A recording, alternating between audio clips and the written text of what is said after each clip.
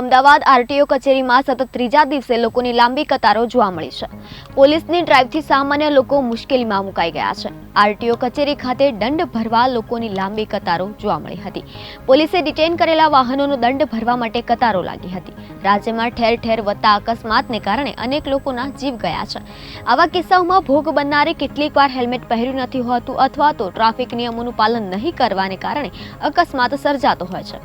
આવી ઘટના ન બને તે માટે પોલીસ તંત્ર એક્શન મોડમાં આવ્યું છે। ટ્રાફિક અને વાહન ચલાવતી વખતે સેફટીના નિયમો પાળવા વારંવાર કોર્ટ દ્વારા પણ સૂચના આપવામાં આવતી હોય છે, પરંતુ કેટલાક લોકો આ ટ્રાફિકના નિયમો નેવે મૂકી વગર હેલ્મેટ કે અન્ય ટ્રાફિકના નિયમોનું પાલન કર્યા વગર નીકળી પડતા હોય છે। આવા લોકો સામે પોલીસ કાર્યવાહી કરવાનું શરૂ કર્યું હતું। છેલ્લા કેટલાય દિવસથી આ પ્રકારે પોલીસ દ્વારા લોકો વિરુદ્ધ કાર્યવાહી કરી વાહન ચાલકોને દંડ આપવામાં આવ્યો, તો કેટલાક લોકોના વાહનો ડિટેન કરવામાં આવ્યા હતા।